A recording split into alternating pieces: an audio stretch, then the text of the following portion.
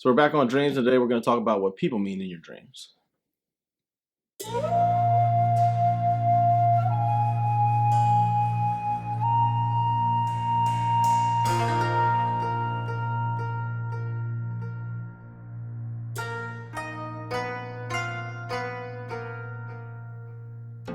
Greetings.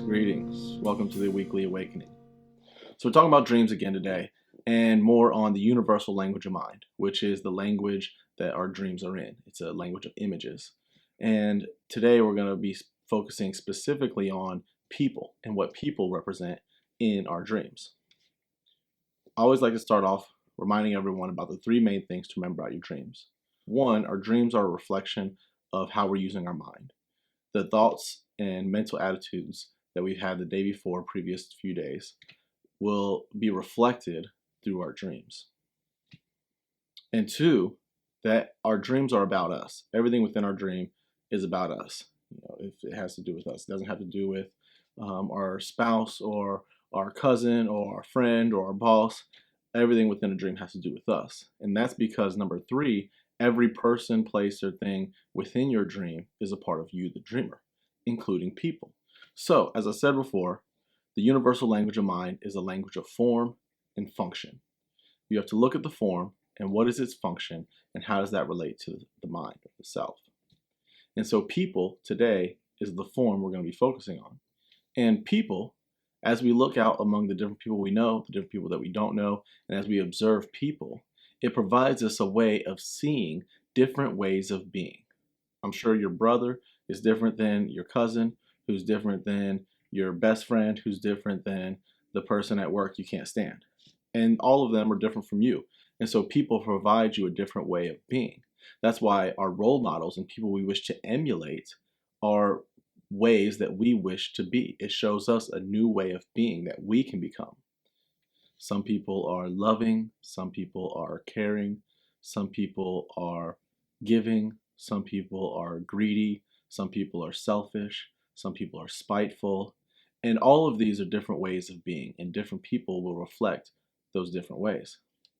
However, all of these aspects and characteristics, we are all capable of being. We are all capable of being caring. We are all capable of being selfish. We are all capable of being generous. We are all capable of being hateful or spiteful. We are all capable of being peaceful. We are all capable of being fun and loving.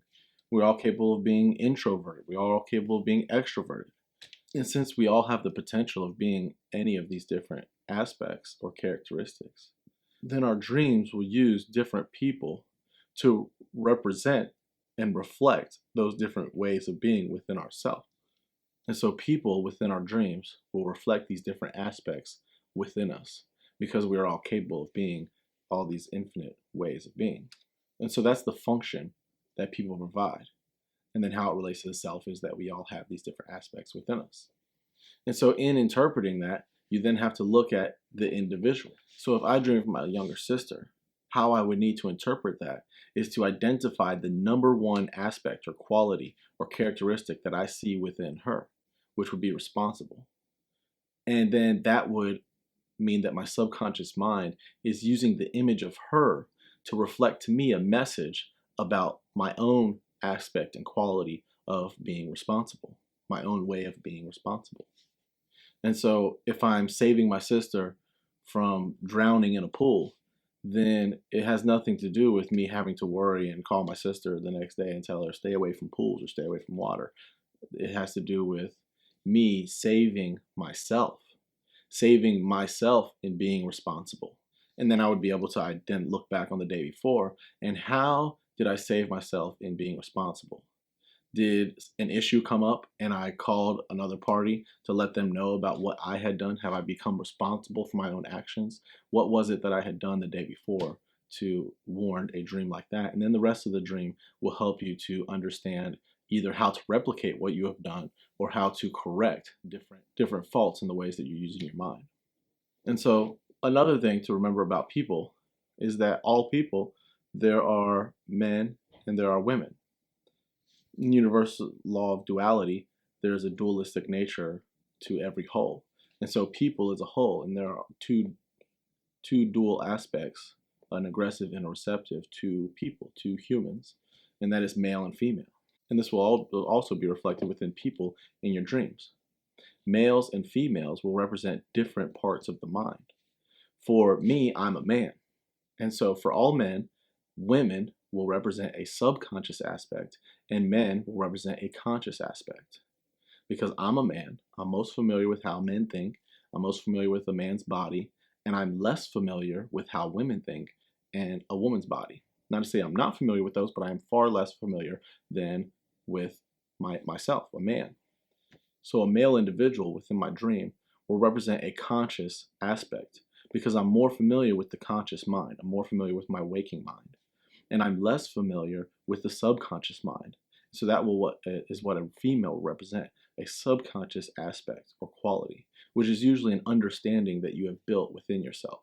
And so my sister would represent a subconscious, a permanent understanding of responsibility that I've built up over lifetimes and I'm using in this life. And so for women, a woman will be a conscious aspect and a man will be a subconscious aspect because a woman is most familiar with a woman's body and how women think and less familiar with a man's body and how men think. Next, I'd like to talk about children and babies. So a child is a grown individual that is still developing. And so it will be the same. It will be an aspect within yourself that you are still developing. Take responsibility, for example. Maybe I haven't been a very responsible person my whole life. And so if I'm still building that aspect and quality within myself, then it wouldn't show up as my sister. It would show up as a child, a male or female child that is still developing into a way of being to where it's just natural being this way, being responsible. A child, it may be more work. I have to nurture this. I have to guide it along and understand how to become responsible before I can become an adult who already knows how to become responsible. A baby is a brand new person. And so a baby will represent a new idea in a way of being. So maybe I'm irresponsible. The first step into becoming a responsible person isn't to develop that, but to have a new idea, an idea of myself as a responsible individual. I have to first see myself as being responsible before I can ever make it possible. And so that is what a baby will represent, is this new idea. I have a lot of female friends that have a lot of pregnancy dreams and being pregnant. And that is the inception and the creation of this new idea. Maybe you're just now starting to see yourself as possibly being responsible or whatever the aspect may be. I'm just going along with the theme that I've chosen for today. And so maybe you're just now beginning to possibly see yourself as responsible. Maybe you're just now being able to envision the need to be responsible. And so you're having a pregnancy dream, which will then give birth to this new idea. Maybe you had your first responsible act that is very significant. So you birth this responsibility within yourself. You feel what it feels like to be responsible now. And then you're developing that, you're nurturing that, just like a baby, it needs to be nurtured. So just like that, you need to nurture that quality within yourself so that you don't revert back into the irresponsibility, which is the norm. You have a lot of brain pathways that are firing off to make you think thoughts of irresponsibility. And so you have to nurture this new responsibility, this new sense of responsibility within yourself. And so then that develops into a child, and then it's moving along, and then into an adult until it is natural for you to be a responsible individual. And so today I've talked about responsibility and a way of being responsible. However, it is the same for any other aspect: loving, caring, peaceful, forgiving, And so we just have to work on those. And our dreams show different people in our lives to show us what we're working on, what we need to work on, and how we're improving. And so we've talked about conscious and subconscious aspects. Now I want to talk about superconscious aspects. Our superconscious mind is the authority within our mind. That's where we get our inner authority from. It is also our inner teacher. And it also holds the blueprint for our existence. And so it guides us and directs us and tells us what it is that we need to do as a soul, as a real self. And this will be reflected in our dreams by our authority within our life, or our teachers within our life, or our bosses. So any parent or any teacher or any boss or any leader or individual in authority over you will represent your superconscious mind. And the conscious and subconscious mind are made up of many different aspects. However, the superconscious mind is whole amongst itself. Any male or female or anything like that, or any other different people, these aren't different aspects. It's just different ways that you are perceiving the superconscious mind. And so maybe you're having maybe you're having thoughts from superconscious mind that are more nurturing. And you feel, as you receive these thoughts, you perceive them as more nurturing you. Oh, come on, you shouldn't do this. You shouldn't do this. Oh, come on, maybe we should sit down and meditate today. So this is more nurturing. And so you perceive it as your mother or your father. Or maybe, you're going along and you feel like you're perceiving those thoughts as more telling you what to do. Now, you better sit down and meditate today. Then you're seeing it more as a boss. And so then it'll reflect a boss in your dreams. Or maybe you're perceiving the superconscious mind as teaching you a lesson. And so you're perceiving it more as a teacher. And so the way that you're perceiving the superconscious mind, your relationship with that, is how it will reflect in these different authority figures within your life. And then the male and female aspects of the superconscious mind will reflect, as I said in the mind triangle video, the aggressive and receptive qualities of the superconscious mind, which are the aggressive quality, which is it's feeding the life force to the rest of the mind, and the receptive quality of holding the blueprint. And so if there is your mother in the dream, then it is you perceiving that part of your superconscious mind of holding the blueprint for you. And you would interpret it with that in mind. Or maybe you're dreaming of a male teacher. And so it will be a way that you are perceiving a lesson to be learned through receiving the life force energy from the superconscious mind.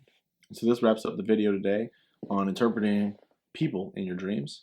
Hopefully this has been a lot of help. If you have any other questions or thoughts, feel free to shoot me an email or send me a message. Be sure to check out the website, like The Weekly Awakening on Facebook for more video updates, and look forward to seeing you soon. Keep up on future episodes. And as always, I leave you in peace.